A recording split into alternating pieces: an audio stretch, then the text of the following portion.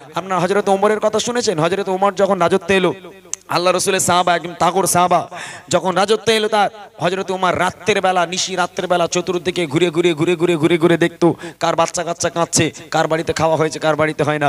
হঠাৎ ঘুরতে ঘুরতে দেখছে একটা বাড়িতে কিছু বাচ্চা কাচ্চা অঝর নয়নে কাঁদছে, হাউ হাউ করে কেঁদে যায়, ছোট ছোট মাসুম বাচ্চা। ঘরে তার মা আর দুই বাচ্চা, বাচ্চাগুলো কেঁদে যায়, মা থামাতে পারে না। হযরত ওমর দরজা নক করে, ও মা, তোমার বাচ্চাগুলো কাঁদে কেন মা? ঘর থেকে কোনো সাড়া আসে না। ভাই এদিক তাকো ভাই, ও ভাই তাকো, সাড়া আসে না। মা কি হলো মা, একটু আওয়াজ দাও, তোমার বাচ্চাগুলো কাঁদে কেন? তখন ওমর কি বলছে দেখেন, দোহাই তোমায় ও জননী ভালো মা একটিবার,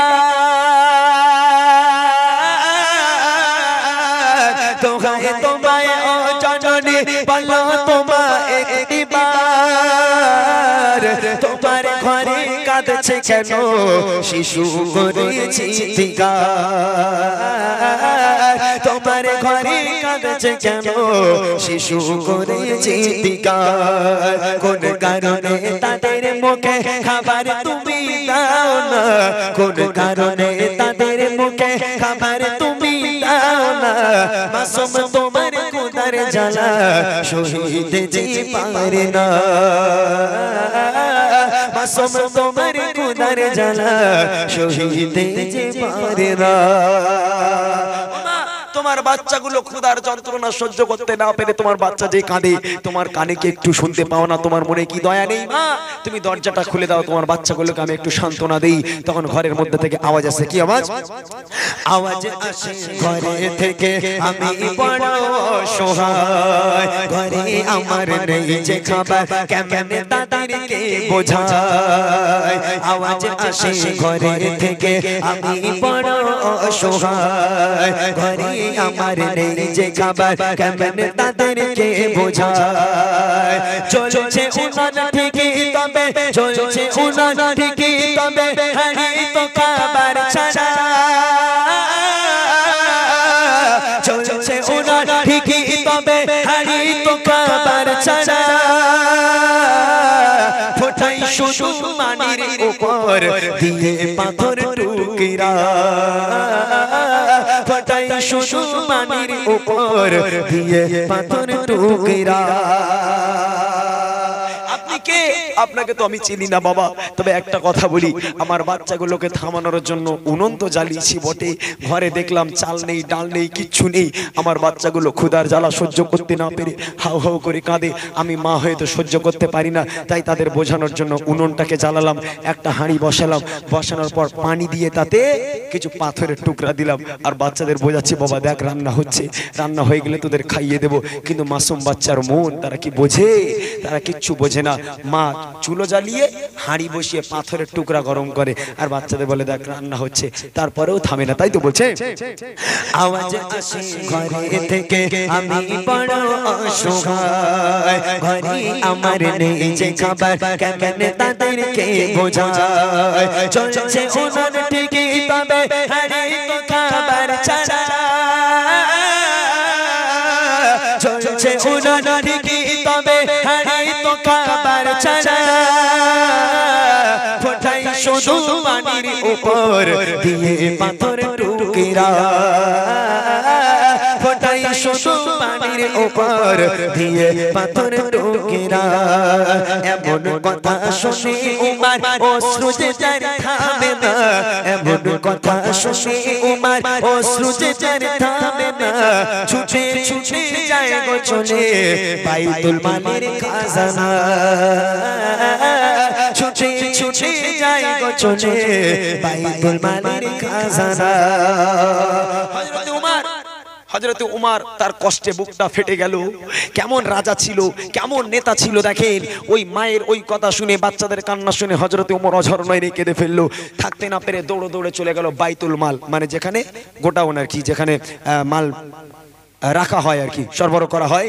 সেইখান থেকে এক বস্তা আটা হযরত উমর নিজে মাথায় করে ওই রাতের বেলা একজন নেতা হয়ে মাথায় এক বস্তা আটা নিয়ে দৌড়ে দৌড়ে যাচ্ছে ওই অসহায়ের মাকে দিতে। হে মা, দরজা খুলে দাও মা, নাও আটা দিলাম মা, তুমি তাড়াতাড়ি করে রুটি বানাও, রুটি বানিয়ে তোমার বাচ্চাদের, ক্ষুধার্ত বাচ্চাদের মুখে আহার দাও। কেমন নেতা ছিল কবি লিখছে দেখেন।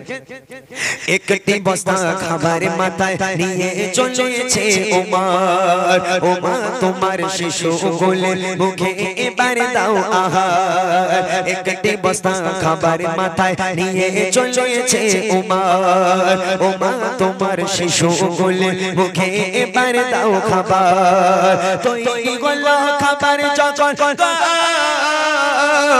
তৈরি হলো খাবার যখন খেয়ে মাসুম শিশুরা, তৈরি হলো খাবার যখন খেয়ে মাসুম শিশুরা, দোয়া করে খোদার কাছে শুকরিয়া জানায় তারা, দোয়া করে খোদার কাছে শুকরিয়া জানায় তারা।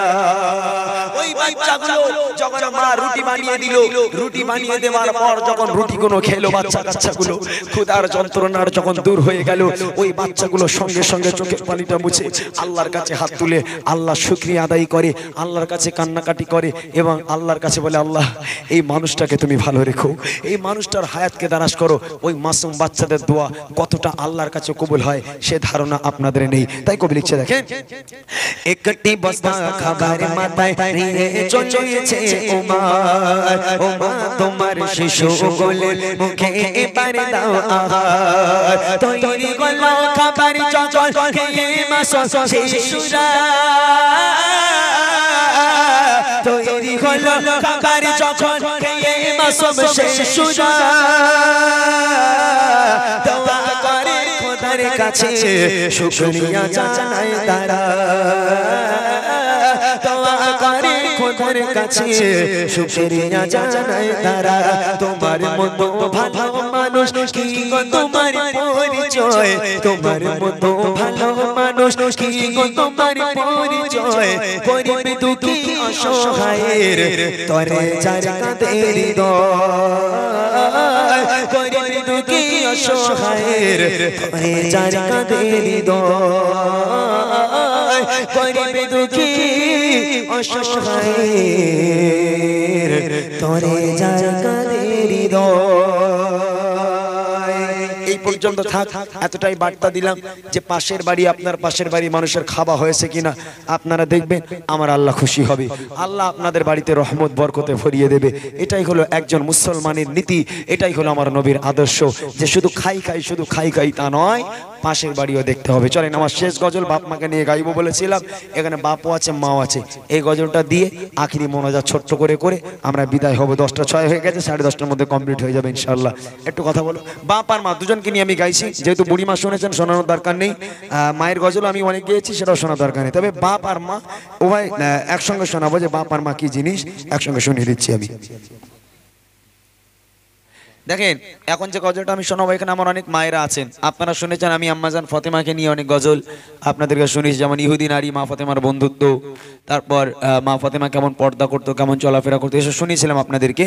তো আজকে শোনাবো মা ফাতেমার মৃত্যু, আম্মাজান ফাতেমার ইন্তেকালের সময় কেমন ভাবে তিনি ইন্তেকাল হয়েছিল, ইন্তেকালের পরে তার দাফন কাফন কিভাবে হয়েছিল, এটা আপনাদেরকে শোনাবো। আমার মায়েদেরকে মন দিয়ে শুনতে হবে যারা মা ফাতেমাকে অনুসরণ করেন। তবে এই গ্রামের আমার মায়েরা বোনেরা একদম মোটামুটি টিভি টেলিভিশন দেখে না, এটা আমি জানি, একদম কারোর ফলো করে না, একদম সব একদম মা ফাতেমাকে অনুসরণ করে চলে, পর্দা করে, মাশাআল্লাহ খুব ভালো। এই এলাকার মা বোন দোয়া করি আলো ভালো থাক তারা, আম্মাজান ফাতেমার সঙ্গে আল্লাহ পাক জান্নাত নসিব করুক, সকলে বলে আমিন।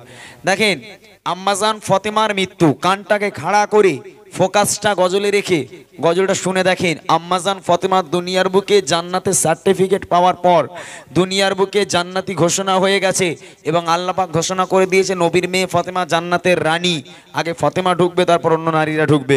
তারপরেও আম্মাজান ফাতেমার মৃত্যুর সময় কি হচ্ছে, কবর কি বলছে, ছন্দের মাধ্যমে কবি লিখছে দেখেন। গল্প করুন দাও দিন, সারা জীবন গল্প করে হয় না। খোদার কোরআন বলে ওরে শোন শোন, চিরদিনের তরে নয় জীবন তোমার হবে মরণ তাকে করো স্মরণ আমল বিনে আর কে হবে আপন খোদার কোরআন বলে ফাতেমা ভোর রাত্রে ফজরের সময় হঠাৎ করে স্বপ্নের মধ্যে উঠে একেবারে চমকে উঠলো। হযরত আলী জিজ্ঞেস করছে, ফাতেমা কি হলো, চমকে গেলে কেন, তোমার কি শরীর খারাপ লাগছে? আম্মাজান ফাতেমা হাউ হাউ করে কাঁদছে, কোনো কথা বলতে পারে না, বোবার মতো হয়ে গেছে। হযরত আলী ফাতেমার গায়ে হাত দিয়ে তাকে প্রচন্ড জ্বর। ওই সময় জিজ্ঞেস করো, ফাতেমা তোমার কি হয়েছে, তোমার কি শরীর অসুস্থ লাগছে? বলে না, আমি এই মাত্র স্বপ্ন দেখলাম আমার আব্বাজান আমার ঘরেতে এলো, এসে যেন কিছু একটা খোঁজাখুঁজি করছে। আমি বললাম, আব্বাজান কি খুঁজছেন? আমার আব্বা বললো, ফাতেমা এই তো তোমাকে খুঁজছি। কেন খুঁজছেন? আমার আব্বা আমাকে সংবাদ দিয়ে গেল, ফাতেমা আমি তোমাকে খুঁজছিলাম একটা খবর দেব বলে। কি খবর? আমার আব্বাজান বলে গেল, ফাতেমা আজকে তুমি ফজরের সময় সেহরি করবে স্বামীর ঘরে আর ইফতার করবে আমার কাছে। সেহরি করবে স্বামীর ঘরে, ইফতার করবে আমার কাছে। এই কথা বলেই আমার আব্বাজান চলে গেল। আমি দুনিয়ার বুকে আর থাকবো না, আজকেই আমার মৃত্যু এসে যাবে, আজকে আমার মরণ হয়ে যাবে। আমার আব্বার কথা মিথ্যা নয়। আমার আব্বা বলে গেল, ফাতেমা তুমি সেহরি করবে স্বামীর ঘরে, ইফতার করবে আমার কাছে। তাই আমি হতভম্ব হয়ে ভয় পেয়ে উঠে আমি কান্নাকাটি। এদিকে নানা জানের মাজারের ধারে, কবরের ধারে বসে বসে খেলা করে হাসান হোসেন। নানা রওজার পাশে বসে বসে খেলা করে। এমন তো অবস্থা একটা গাইবি আওয়াজ এলো, ও হাসান, ও হুসাইন, তুমি তাড়াতাড়ি করে বাড়ি চলে যাও, তোমরা তাড়াতাড়ি বাড়ি গিয়ে আম্মাজানকে জড়িয়ে ধরো, শেষ দেখা তোমার মাকে একবার দেখে নাও, তোমার মায়ের চাঁদ মুখখানা তোমরা কখনো দেখতে পারবে না বাছা। বাড়ি যাও, তাড়াতাড়ি করে মায়ের সোনা মুখটা দেখে নাও। ওই সময় হাসান হোসেন দৌড়াতে দৌড়াতে আম্মাজানকে জড়িয়ে ধরে হাউ হাউ করে কাঁদতে লেগে গেল, আমার মা দুনিয়ার বুকে আর থাকবে না, আমার মা চলে যাবে। তাই কবি লিখছে, গেল ফাতেমা ইন্তেকাল হওয়ার আগে হযরত আলীকে বলল, দেখেন আমার স্বামী, আমি সারা জীবন পর্দা করেছি, আমি ফাতেমা আমি বেটে নাকি লম্বা, আমি ফাতেমা আমি ফর্সা নাকি কালো, আপনি আর আমার দুই সন্তান, এই দুই পুরুষ ছাড়া পৃথিবীর আর কোনো পরপুরুষ আমি ফাতেমা আমাকে চোখে দেখতে পাইনি। মনের পর আমি চাই কেউ যেন আমার চেহারা না দেখতে পায়, যে ফাতেমার গায়ের গঠন কেমন ছিল, ফাতেমা কেমন নারী ছিল, কোনো পুরুষ যেন আমাকে দেখতে না পায়। আমি মরে যাবার পর জানা যায় কাউকে বলার দরকার নেই, আপনি আছেন আর আমার দুই সন্তান আছে, দুজন মিলে আমার দাফন কাফন করে দেবেন, খবরদার কোনো মানুষকে যেন খবর দেবেন না। আম্মাজান ফাতেমা ইন্তেকাল হয়ে গেল, কাফন পরানো হলো সুন্দর করে। একদিকে ধরলো হযরতে আলী খাটিয়া, একদিকে আলী ধরলো, একদিকে হাসান আর একদিকে হুসাইন। খাটিয়ার পায়া কটা? জোরে বলো। চারটে পায়া, লোক আছে তিনজন, আরেকজনকে ধরবে। আম্মাজান ফাতেমা ওয়াদা করেছে যেন আর কাউকে বলবেন না। একদিকে আলী, একদিকে হাসান আর একদিকে হুসাইন, একটা পায়া খালি। হযরত আলী দেখতে পাচ্ছে দূর থেকে দৌড়ে আসছে আবু যার গফারি। ওই সময় হযরত আলী জিজ্ঞেস করে, ভাই আবু যার, আমি তো কাউকে খবর করিনি যে আমার বিবি মারা গেছে, আমার বিবি ইন্তেকাল হয়ে গেছে, তুমি খবর কোথায় পেলে? আবু যার, হযরত আবু যার গফারি তিনি বলছেন, আমাকে গায়বী খবর দেওয়া হয়েছে, আল্লাহর তরফ থেকে আমাকে গায়বী খবর দেওয়া হয়েছে, এখানে আসার জন্য বলা হয়েছে। একদিকে আবু যার গফারি, একদিকে হাসান, একদিকে হোসেন, একদিকে হযরত আলী। স্থানের বাইরে রেখে আবু যার গফারি আগে আগে চলে গেল আম্মাজান ফাতেমার যেখানে কবর হবে, ওখানে গিয়ে কবরের মাটির সঙ্গে কথা বলে আবু যার গফারি, এ কবরের মাটি, খবরদার খবরদার, আজকে তোর মধ্যে যাকে সাহিত্য করা হচ্ছে, তোর মধ্যে যাকে রাখা হচ্ছে, সে কিন্তু যে সে নারী নয়, সে কিন্তু নবীর মেয়ে ফাতেমা, হযরত আলীর পত্নী, ইমাম হাসান হোসেনের মা এবং জান্নাতের রানী। খবরদার কবর যেন কোনো বেয়াদবি না হয়, খবরদার আম্মাজান ফাতেমার সঙ্গে যেন বেয়াদবি করবি না। হঠাৎ করে কবরের মধ্যে থেকে আওয়াজ আসছে, কবরের মাটি বলছে, ও আবু যার, কে নবীর বেটি ফাতেমা, কে আলীর পত্নী, কে হাসান হোসেনের মা, কে জান্নাতের রানী, ওসব কবর দেখে না, ওসব কবর দেখে না, কবর দেখে ইমান আর আমল। নবীর মেয়ে বলে যে ছাড় পাবে তা না, আমি কবর, আমার কাজ হচ্ছে ইমান দেখার, আমল দেখা। ফাতেমার ইমান আমল ঠিক থাকলে কবরে জান্নাতের বিছানা বিছিয়ে দেবে, কবর তার সঙ্গে ভালো ব্যবহার করবে। আর যদি ফাতেমার আমলে ঘাটতি থাকে, তাহলে এই কবর নবীর মেয়ে ফাতেমাকেও ছাড়বে না। তাহলে যে কবর নবীর মেয়ে কিরম কথা বলতে পারে, আমার মা বোনেরা কি তার কাছে কিছু? একবার স্মরণ করে দেখেন, সেই চেতনা কি আছে, সেই ভয় কি আছে, যে কবরের মধ্যে ফাতেমাকে চেনে না, আমার মাকে কি করছেন? হ্যাঁ, এখনো সময় আছে মা, শুধরে যান, এখনো সময় আছে, তওবা করে না, আল্লাহ ভোলা হলে চলবে না। দুনিয়ার বুকে এটা হলো পরীক্ষার জায়গা, এখানে তোমাকে পরীক্ষা করার জন্য পাঠানো হয়েছে। যখন তখন মৃত্যু আসলে ব্যাস, ওই পর্যন্ত পরীক্ষা শেষ, আর তওবার দরজাও খোলা থাকবে না, আমলের দরজাও খোলা থাকবে না। তাই কবি লিখছে, কে করো শরণ আমল বিনে আর কে হবে আপন, খোদার কোরআন বলে ওরে শোন।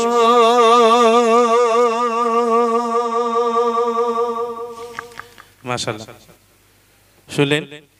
যাক আলহামদুলিল্লাহ, আমি বাপ মা নিয়ে গজল শোনাবো বলেছিলাম, এবার শোনাবো ইনশাআল্লাহ। আর এর মধ্যে থেকে একটা একটা করে আমি গাইছি অবশ্য, একটা একটু আমার মতো গাই আর একটা রিকোয়েস্টে গজল গাই, যতক্ষণ হয় ইনশাআল্লাহ এইভাবে চলুক। দেখেন আল্লাহ পাক আল্লাহ তাআলা কালামুল্লাহ শরীফের মধ্যে বলেন কুল্লু নাফসিন যায়িকাতুল মাউত, প্রত্যেক প্রাণীকে মৃত্যুর স্বাদ গ্রহণ করতে হবে, কেউ আগে আর কেউ পরে, কেউ রেহাই পাবে না। তো মরে আমরা সকলে যাব। আজ আমি প্রোগ্রাম করছি, বাড়ি নাও যেতে পারি, রাস্তায় আমার মৃত্যু এসে যেতে পারে, রাস্তা আমার ড্রাইভারটাও আসেন, আমি নিজেই গাড়ি চালিয়ে নিয়ে এসেছি, আমার মৃত্যু এসে যেতে পারে। আপনারা কাল সকালে বলবেন ইস আর ছেলেটা গজল গাইছিল, আজকে সে আর বেঁচে নেই। বা আজকের আপনারা গজল শুনছেন, আপনাদের মধ্যে থেকে হয়তো এমন মানুষ হতে পারে কাল ওয়াজ শুনতে পাবেন না, নসিবে নেই। মৃত্যুর কোনো গ্যারেন্টি নেই, মৃত্যু একদম নির্ধারিত, মৃত্যু সকলের হবেই হবে। তবে এই মেহফিলে বসে বসে যদি আমরা কিছু নিয়ে বাড়ি না যেতে পারি তাহলে বেকার হয়ে যাবে। কত মানুষ আছে যারা নামাজ কালাম আমরা পড়ি না, অনেক যুবক ভাই আছে যারা জুম্মার নামাজ পড়ে, অনেকে আছে যারা জুম্মার নামাজ তো পড়েই না। তো নামাজ না পড়লে যখন আমাদের মৃত্যু এসে যাবে, কবরে কি আমাদের অবস্থা কি হবে? দু একটা ছন্দের মাধ্যমে শোনাবো, মন দিয়ে শুনতে হবে। যদি এই গজল থেকে চেতনা আসে তাহলে এই মেহফিল দেওয়ার সার্থক হবে। আর যদি এই গজল থেকে কিছু না মনে আসে, এক কান দিয়ে শোনেন এক কান দিয়ে বার করে দেন, তাহলে গজল দেওয়া বেকার, গজল দেওয়ার কোনো মানেই হয় না। চলে আজকের মৃত্যুপণ আমাদের কি হবে, কবি ছন্দের মাধ্যমে লিখছে, দেখেন একটু টাইমটা বাড়বে, হালকা হালকা টাইম বাড়বে, হালকা একদম। কবর কবর কঠিন কবর, সঙ্গে কেহ রবে না,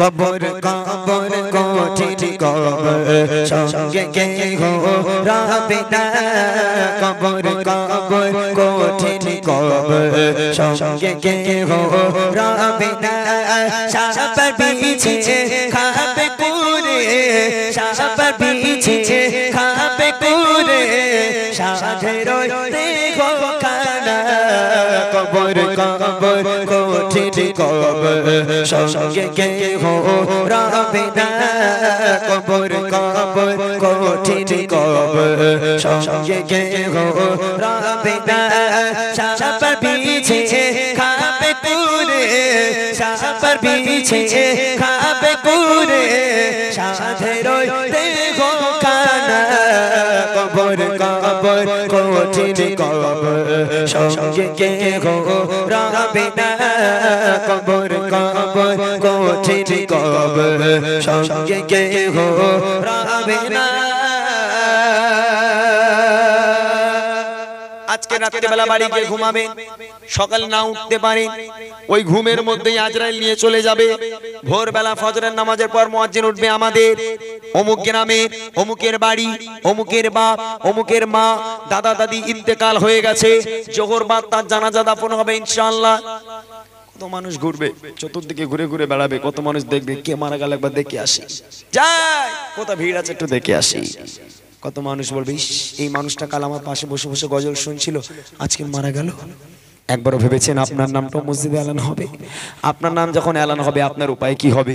আপনাকে সুন্দর করে গোসল দেওয়া হলো, হাজার হাজার লোক আপনাকে দেখতে এলো, কাফন পরানো হলো, বিসমিল্লাহি ওয়া আলা মিল্লাতি রাসূলিল্লাহ বলে কবরে শুইয়ে দেওয়া হলো, মাটিগুলো আস্তে আস্তে চাপা দেওয়া হয়, আলোকময় কবরটা আস্তে আস্তে অন্ধকার হয়ে যায়। যখনই 40 কদম কবরস্থান ফাঁকা হয়ে যাবে, সবাই 40 কদম চলে যাবে, মুনকার নেকির ফারিস্তারা নেমে আসবে। নেমে কি করবে? কবি লিখছে মসজিদে এলান হবে, জোহরেতে জানাজা, জোহরেতে জানাজা, সারা জীবন আয়েশে আরামে করেছো নামাজ কাজা, করেছো নামাজ কাজা, কি যে উপায় হবে তোমার, কি যে উপায় হবে তোমার, তওবা পড়া হলো না, কবর কবর কঠিন কবর, সঙ্গে কেহ রবে না,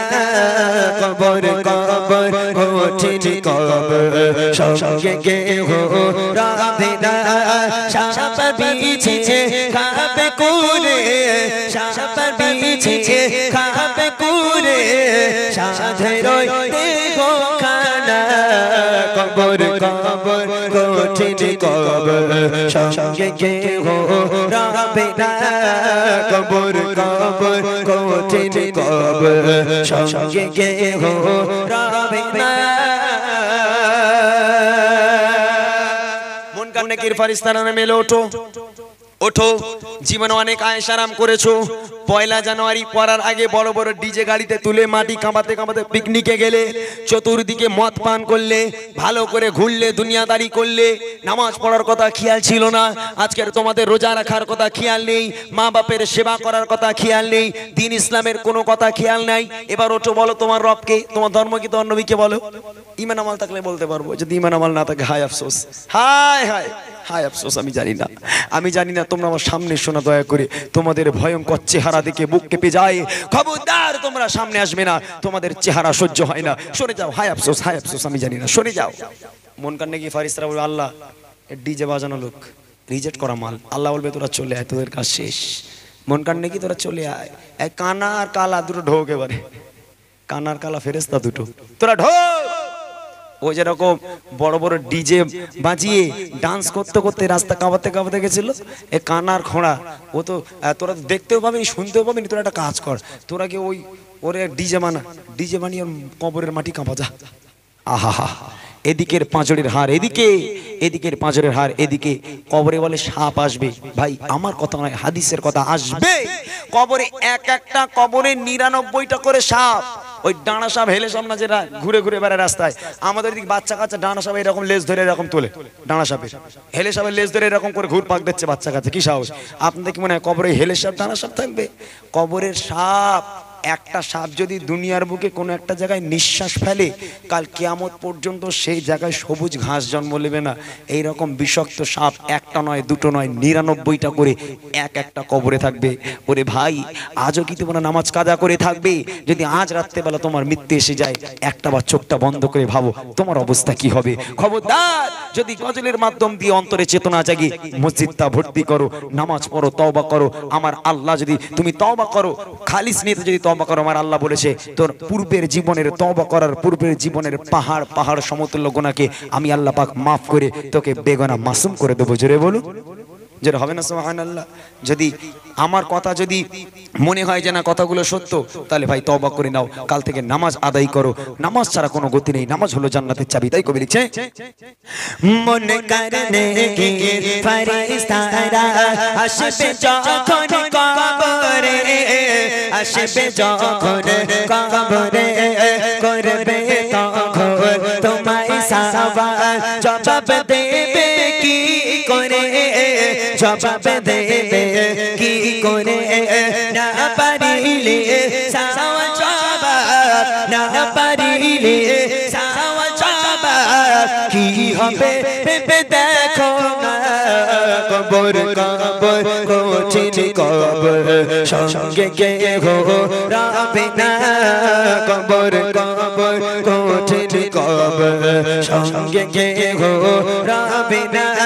সাপ বিছে খাবে কুরে, সাপ বিছে খাবে কুরে, সাধের দেহ খানা। কবর কবর কঠিন কবর, সঙ্গে কেহ রবে না। কবর কবর কঠিন কবর, সঙ্গে কেহ রবে না। কবর কবর কঠিন কবর, সঙ্গে কেহ